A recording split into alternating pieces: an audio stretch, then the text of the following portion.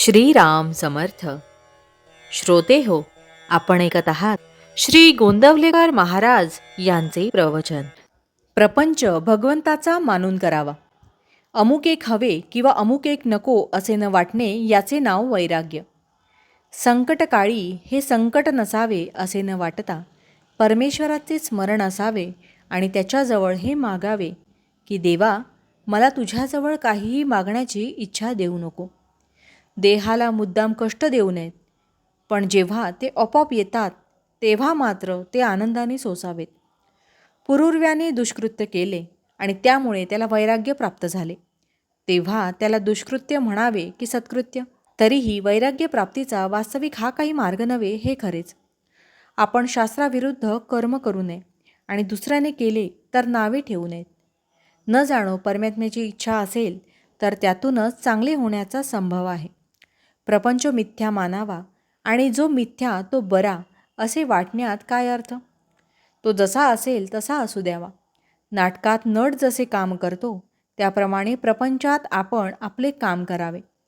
तुमचा परमार्थही तुमच्या स्वाधीन नाही.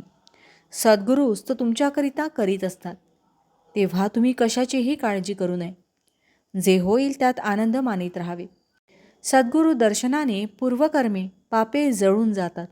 तुमची पुढची काळजी सद्गुरू घेतात, तेव्हा पाठीमागची आठवण काढीत बसू नये आणि काळजी करू नये. समाधानात आणि आनंदात असावे. प्रपंच देवाचा मानून अभिमानरहितपणे तो करणे हा परमार्थ. परमेश्वराचे स्मरण ठेवून तोच करता आहे असे मानणे आणि सर्व काही त्याच्याकरिता करणे म्हणजे देवाला अर्पण केल्यासारखेच आहे. फक्त कर्माच्या शेवटीच कृष्णार्पण म्हणणे म्हणजे इतर वेळी त्याला विसरला असे नाही का होत. देवापाशी मला तू आपला म्हण. हे मन तुझ्या चरणी अर्पण केले. मला तुझ्याच जवळ काहीही मागण्याची इच्छा न हो असे मागावे. नाहीतर जो राज्य द्यायला समर्थ आहे त्याच्याजवळ केरसुणी मागितल्याप्रमाणे होईल. भगवंताची मनापासून प्रार्थना करावी. आपल्याला तो बरोबर मार्ग दाखवतो. आपण अंधारामध्ये वाट चालत असताना एक क्षणभरच वीज चमकते, परंतु त्यामुळे पुढचा सगळा रस्ता आपल्याला दिसतो. त्याचप्रमाणे मनापासून भगवंताचे स्मरण केले तर पुढच्या मार्गाचे आपल्याला आपोआप ज्ञान होते. तू जे देशील ते मला आवडेल असे आपण भगवंताला सांगावे आणि भगवंताचे अखंड स्मरण ठेवावे.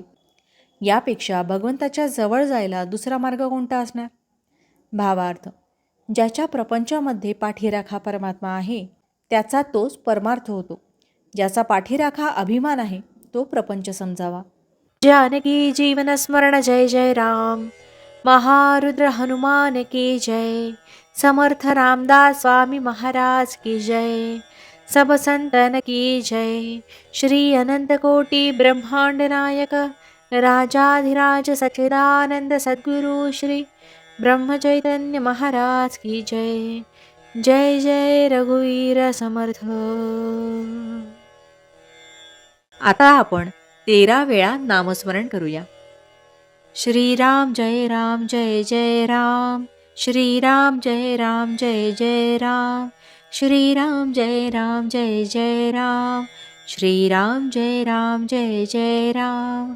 श्रीराम जय राम जय जय राम. श्रीराम जय राम जय जय राम. श्रीराम जय राम जय जय राम. श्रीराम जय राम जय जय राम. श्रीराम जय राम जय जय राम. श्रीराम जय राम जय जय राम. श्रीराम जय राम जय जय राम. श्रीराम जय राम जय जय राम. श्रीराम जय राम जय जय राम. जय श्रीराम.